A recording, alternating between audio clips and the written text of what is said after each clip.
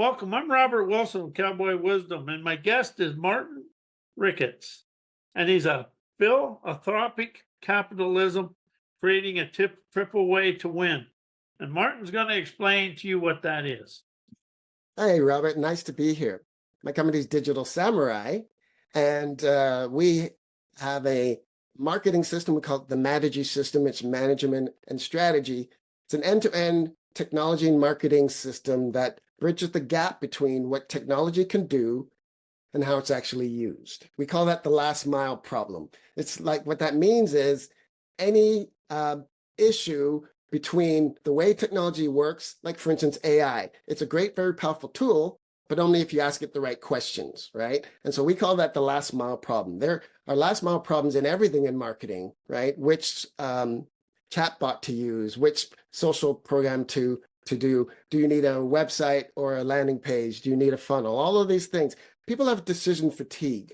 So we come in with a system that uses standardized tools and tactics, best practices, templates, and we teach you how to use the tools to do what you want so that you don't have to think about all that stuff and you can think about the revenue generating stuff that you need to focus on, like your message and your offer and your talking points and refining all of that kind of thing. There's a question come to me. How do people overthink the simplicity of technology? Well, I think one of the biggest mistakes people make is shiny object syndrome. New stuff comes out. Oh, let's try that. Let's try that. Tactics matter more than tools. So how you use the tool is really important. And we have a set of rules, we call them the prime directives, the rules that govern everything we do. And one of them is always be as efficient as possible. And another one is always use the best tool for the job. So for instance, for communication, we don't use email ever. Internally in our group, we use it because people send us emails, but internally for our group and with our clients, we never use email because it's not a good communication tool. We use WhatsApp and WhatsApp desktop. And we use that because it's the best tool for, if we're just talking and I'm telling you something, it's on WhatsApp, and then I could get up and start walking and it'll be automatically on my phone or whatever other device I'm using. So for communication, we use one thing. And that is another important thing.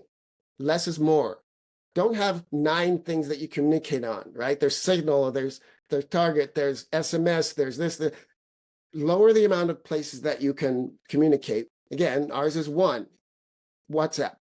You won't find a communication from us anywhere else. And that makes it very easy to understand where things are. You just go there, right? We do the same thing for messaging. We use, for notes and information, we use Google Keep. It's part of the Google account and also Google Workspace. Google Keep is a really good tool, Robert, for capturing information coming into your digital world, archiving it, retrieving it, then sharing and collaborating effortlessly with your team, no matter where they are. And so in your day, as you're coming up with ideas, if you're the founder, your job is to come up with value for your clients. That means you have to come up with ideas on how, a video you might make or a post and that kind of stuff. And that process is messy. You're out of the park, you're out shopping, you're by the elevator, and you come up with something. So you really want to have a frictionless way of capturing ideas in whatever form they are.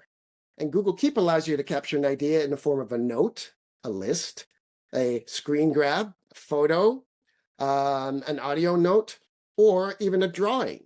So you can do any of those things and capture it in Google Keep, and then you can later on go and deploy that, or maybe you're going to elaborate on it or create a post out of it or a video. But really the goal of being able to capture ideas easily, then turn them into content, that's your job. That's the main thing you need to do, because that's how you get people to over time know, like, and trust you, and then buy what you've got. You said some good things in there, but what I really picked up, a lot of the times your ideas never come to you in the office. They come to you when you're out, like in the park and stuff. I go walking in the desert every morning. That's when I get my inspiration. Yeah. And so how do people get office syndrome and afraid to go out and really explore the world to get the wisdom? Well, that's a really good point, because we did this, have this client, and we did all the stuff for her, and I said, now you're free, you can go whatever. And I came back the next week and said, what did you do? She didn't do anything. She's stuck in the office. Part of it is you have to have the technology set up so that you can effortlessly do that. Like every day, well, not every day, but 5 days a week, I go out and I shoot a short, a couple 3-minute video about whatever, and then I come back. When I come into the office, it automatically gets uploaded to my systems, automatically gets deployed to our team in Africa, and they automatically go and add it and do all the stuff to it. And so that's because we have this frictionless system to do that with, and we set that up for clients. And so you really want to make it easy for you to win, easy for you to capture that information, Robert, when you're out at the park and stuff. So we pay a lot of attention to that first part, taking the friction out of that. Most people don't do that. In fact, we talk about we solve a problem most people don't know they have, and that's technology chaos, we call it. And that's any friction between you and your partners, you and your team. I can't find the file. The link didn't work. I didn't get the video. The attachment isn't there. Those problems, we can solve them before they happen by streamlining this technology using our standardized tools and tactics so that you just don't have those problems. Because, up to 25 or 30% of people's time is wasted looking for stuff, redoing stuff they can't find. So if you solve the technology problems first, and then you put in systems in place to allow you to, again, you record the video and it magically gets deployed. You don't have to think about it. That's the best type of solution. And you can do that with technology. And that's what we help you do. Now, you said you send them to Africa. They got to have a lot of innovative or intuitive landscape over there to really color the outcome you desire, because that's a beautiful country. Yeah, we're in Kampala in Uganda, and in Ghana in Accra. We have a small team of apprentices that we've taught. And so we provided them, we have a program that's called Digital Ronin Apprentice, and it's a meritocracy. So it's age, race, gender, and location agnostic. So if they put up their hand and they do the work, we'll supply them with a phone. And then if they do better, we'll supply them with a computer, and then we'll give them work. So the advantage is, of course, that it's lower cost there, so we can we don't have to charge as much to do the work, and they're specifically trained by us. And we use Google's programs for that, so the security is robust. We don't have to worry about that. Google does all the heavy lifting there. We can share, for instance, a slide deck that they're working on for a very specific amount of time just for that person, and then we can revoke that sharing when needed. We can control all of that. So the privacy and security is managed by Google, so we don't have to worry about that. But the collaboration tools that they give us allow us to assign specific jobs. And this is great for the client because maybe you're working on a pitch deck. We did one for a client. She had a job in Saudi Arabia.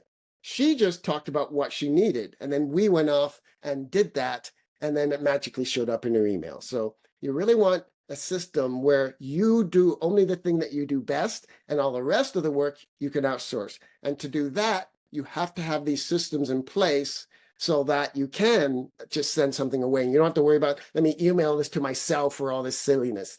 We set it up so you don't even have to do any of that stuff. It's automatically done for you.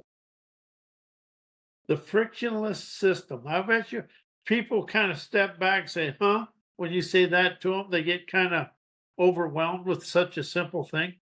Well, that's a really good point because people, again, we talk about we solve this problem most people don't know they have. I saw this one woman in an event, and she was taking notes on her computer. So she would open up her laptop, she'd type in the password, she'd scroll down to the Microsoft Word document, she'd open the document, she'd scroll down to the part where she was at, just scroll. And then she'd put in a few words. It took her 15 seconds to get to the thing and 5 seconds to write the thing. I was like, just kill me now. I bet. But the fact is, most people, it's like back pain. They just put up with it because that's the way they know how to do it, right? But if you can get back 25% of your time because we take that friction out of the processes, and the only thing is you have to learn our system, but our system is easy. So there's some upfront stuff. You have to do the thing. So one of the things, Robert, we teach people to use is voice typing, right? Because voice typing, using your voice to type, has number of advantages. One, it's faster than typing. Even the fastest typists can't type as fast as voice typing. But it requires you to enunciate your words and not slur like a drunken sailor. Though, there's some stuff for you to do there, right? You have to rise to the occasion. But so you know what? I practiced. My sister is better. I work with my twin sister. She's better at that. So I had to practice my enunciations because I'm very competitive with her. So I couldn't let her win. Yeah, so now like 99% of the typing I do, it automates it gets it right. But the other thing you can do with voice typing is you can use shortcuts. So for instance, let's say you have a paragraph, you always use your talking points. You could just say talking point number 1, and it would write that paragraph, right? So it will automate stuff. It's much faster. Anything that I do online in regards to comments or emails, I voice typed it.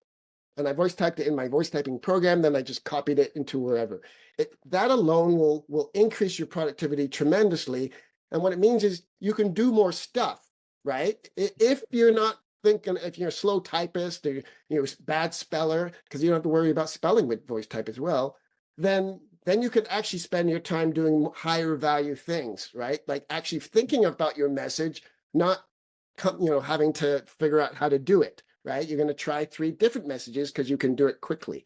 So it's really important to take the friction out of these processes so that you can focus on the stuff that really moves the needle, which is the message, the offer, the value propositions, all of these things that are higher cognitive value things that you really should be focusing on as a founder. And also, when people begin this, do they get frustrated because it's too simple? Well, they don't get frustrated for that. They get frustrated sometimes. There's the program's called Digital Samurai for a reason. I'm a martial artist. I'm a black belt in karate and sword, and I'm taking the martial thinking, which is about efficiency and precision, and we've incorporated that into our system.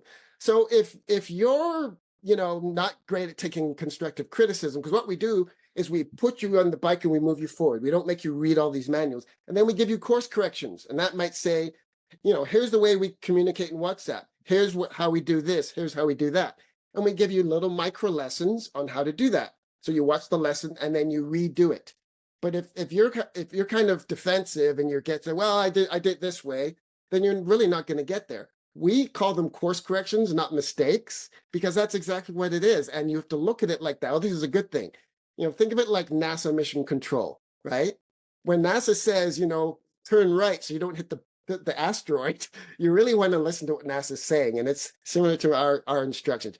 You have to learn the thing, but it's in your interest to do so because it's really easy to learn. You only have to learn to push the buttons and do the thing. You don't actually have to learn all the software. You'd have to learn enough to know what you need to do. And we tell you in the micro lesson, but you have to follow it. So really, you're not criticizing, you're just showing the better way. Exactly. See, that's all a mistake is there's always a better way. There's a better way. And it's how you frame it, right, Robert? It really is about how you think about it. And so, yeah. And the other thing is this. People use the tools, but again, I'm a detail pattern guy. I spend all my time coming up with the most efficient, most intuitive, most elegant way to do these things, because that's my superpower, right? So you don't have to. So, there's another process in martial arts. It's called Shu Ha Ri. And that simply means Shu means do it exactly the way the sensei says at the beginning, because you don't know better. So that's the way we want you to do it. You learn it the way we tell you, because we've spent the time to do that. And then you can look at, oh, well, maybe I can tweak it. But first you have to have the humility in martial arts. That's called Shoshin, which means beginner mindset, to say, you know what, I'm going to learn it this way. And I'm going to figure out after that if there's other things I can add. But at the beginning, I don't know enough. I'm going to learn your system that way. And so people that are willing to do that do really well with our stuff. And those are art, not so much. I can relate. I want to, the Digital Samurai. That's neat to me. So explain that to everybody. I mean, you just did a little bit, but tell them what the Digital Samurai will show the people a better way. Well, I grew up in foster care, so I was bullied. And when I was 13, I started karate because, I wanted to go get the bully. The bully started as well. Unfortunately, he quit after 3 months, but 40 years later, I'm still doing it.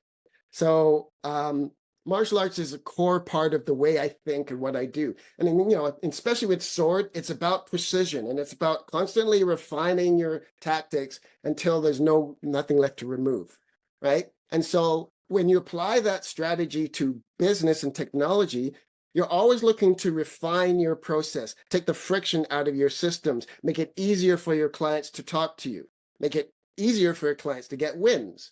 So that process of constantly refining, and in sports, everyone does that. If your coach is teaching you tennis or golf, they're going to correct your swing as you do it. And so that's exactly what we do. We correct as we go.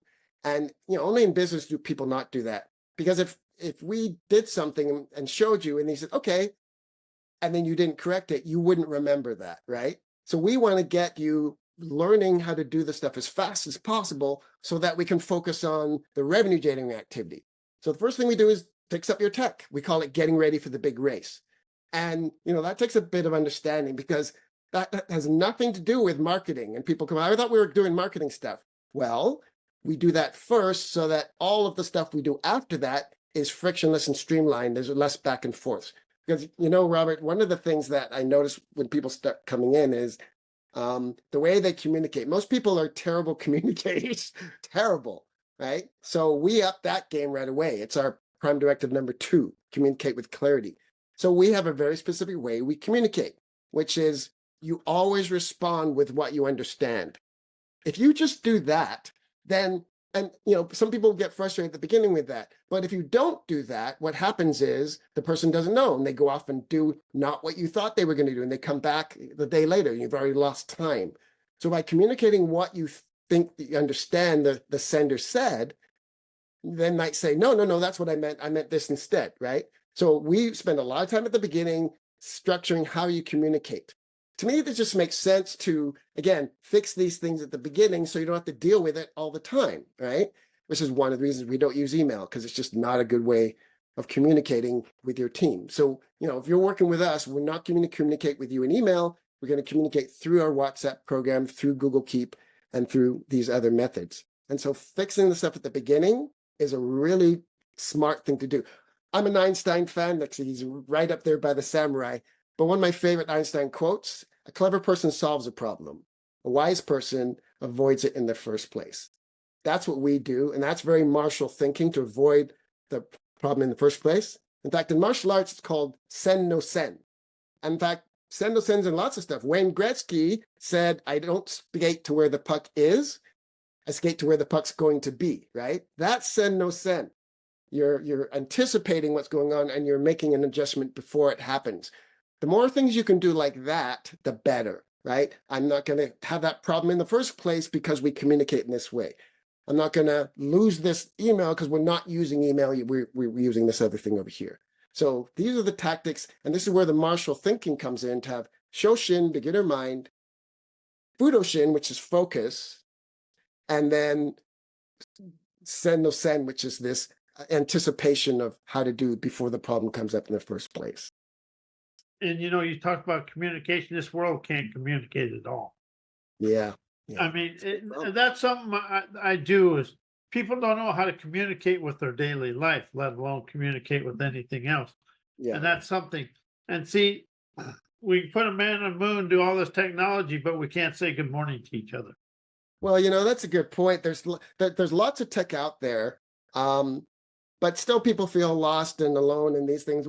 Why? Because people aren't communicating as much. So, I mean, I would encourage people. And the thing is, personally, you can communicate however you want. But if you're in business and you're not communicating in such a way that you're minimizing the back and forth, well, then you're just making more problems for yourself. So when someone sends you something, all you can just say, got it, right? They know you got it. One of the reasons we use WhatsApp, it's got the 2 check marks and they turn blue, the person saw it. Some people turn that off. And I say, no. If I know you saw it, then I can make a different decision. Like, okay, he saw it, so I know he'll return. If I don't know anything, in the absence of any information, then, I got to go figure stuff out. So we use a lot of tactics to make it so that you don't have to have all these back and forth. We have infographics that show you the level of importance. We have 3 levels. It's blue, yellow, and red. And again, the way we do it. But the whole idea is to minimize the interactions and back and forth so that you can be more efficient and spend time doing the things that really generate revenue. What you're saying here, anybody that chose to come and engage with you, their business and their life would even get more communicative, which makes them better people. Exactly. And in fact, some of these tactics you can take into your personal life. I certainly do, in the way that we communicate and the way we say stuff. And really, some of it's just, I would say, common courtesy, right? Someone sends you something, you just say that, and something, oh, I don't have time to do that. You have time to say got it or thank you, right? Yeah. Or response. You're not that busy. And if you're that busy that you can't do that, well, then you have bigger problems. So, Well, that's where the world is. What you just said is 95% of the world's challenges, communicating with each other. yeah, yeah. So in business, it's super important to address that. I really like that you're saying this, Robert, because again, I don't think people take it as serious enough. And everything you do and interact with, especially in these remote, remote working, is about communication. So upping your communication game, we have protocols around that. We have a micro lesson about that we can send you. But really, it is about responding in certain ways so that they understand that you understand. And on the sending side, you want to send a message and make sure it has everything in there the person needs so that they don't have to come back to you. Let me say that again. First of all, the onus is on the sender, right? And why wouldn't it be you're sending the message, so it's in your interest for them to do whatever you want them to do. So why wouldn't you take ownership? So if you're taking ownership as the sender, you want to make sure that everything's in that message. So I say who, what, when, where, why, right? You say, I want you to do X. Well, you need to give them the link to the X or the name of the file they're looking for or where the file is or how they're going to do that. If they have to come back and ask you another question, you failed, right? And that should be the litmus test you use for communication. If the person has to come back and ask something else, you failed. So make sure they don't. So make sure you have everything in the message they need to execute whatever it is you want to do. Because why would you do otherwise, right? In a lot of things, it took me 66 years to learn how to listen. It was the greatest thing I ever expanded into. Yeah, that's a good point. My sister tells me I have to do more of that myself. I'm better, Yeah. but that's the thing. Everybody wants to know before they want to expand up to understand. They want to know before they can go. Yeah. Yeah. Now we're running out of time. Mark. Give the world some wisdom that they can live with every day when they wake up in the morning. Well, one of the things that I try to practice a lot is mindset and focus. And the martial arts, it's a big thing, right? And whether you're more of a woo-woo guy and you're talking about the law of attraction, or you're more analytical and you're talking about source and focus, it doesn't matter. In either case, you get what you focus on. You get what you talk about.